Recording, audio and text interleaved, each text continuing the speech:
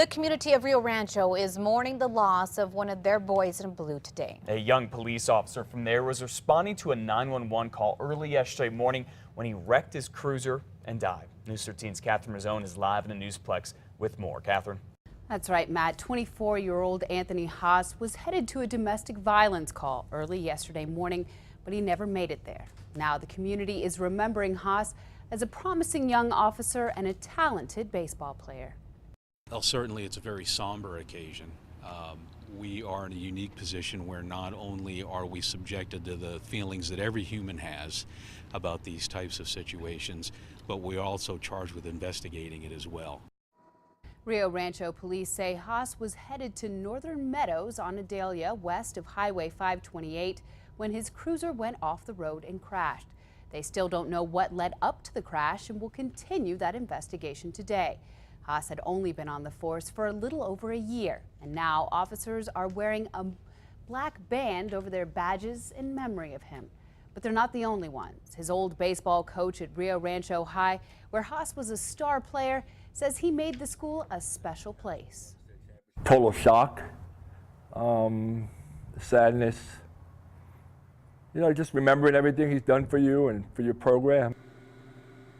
His jersey now hangs in his coach's office. He says Haas was even drafted by the Texas Rangers and played with them in the minor leagues. Haas was also recently married and leaves behind a family in Rio Rancho. Matt, back to you. That's such a sad story, Catherine. Now, this is the second time a Rio Rancho police officer has died in the line of duty. In August of 2007, Officer Jermaine Casey was part of George W. Bush's escort to Kirtland Air Force Base. He crashed his motorcycle into a tree and died. On some other news this morning at 5:33, Albuquerque police are taking a closer look at the surveillance video that shows someone throwing a Molotov cocktail at a mosque. Police have not released the video yet, but people at the mosque tell us it shows someone getting out of a car early Friday morning, then running up to the building. They think whoever did it certainly knew they were throwing the Molotov at a mosque. It did some smoke damage and left a scorching mark there on the building. He walked into the gate and then he came right up in here and did the Molotov cocktail and then took off running, and then he got into a car that was parked in the corner of that street, right across the street there. Well, people who have seen the video say it was hard to make out exactly what this person looked like. They also could not make out the car the person was in.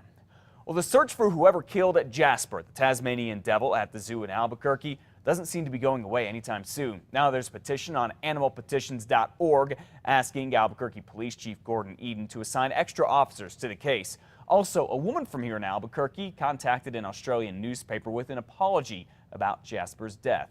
He was found dead in his pen earlier this month after someone threw a piece of asphalt at him and crushed his skull.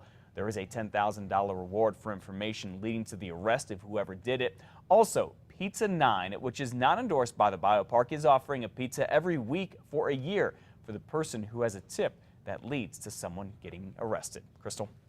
The time is now 5:35 on your Monday morning. The family of the Roswell school shooter is suing UNM Hospital for not protecting their son's private health records. Mason Campbell was taken to UNM Hospital for mental health evaluation after he opened fire inside the Berrindo Middle School gym in January. He shot 2 fellow students, permanently injuring them. In a letter to the Campbell family, UNM Hospital admitted 8 employees who did not have a legitimate reason looked at Campbell's electronic records. The lawsuit alleges those hospital employees plan to publicize or pass around Campbell's records. The hospital says the employees were disciplined, including suspensions and firings.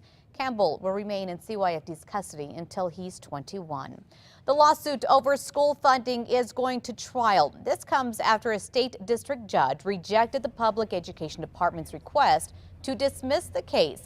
The Mexican American Legal Defense and Educational Fund, or MELDEF, is suing the PED on behalf of parents in Albuquerque, Santa Fe, and 6 other districts.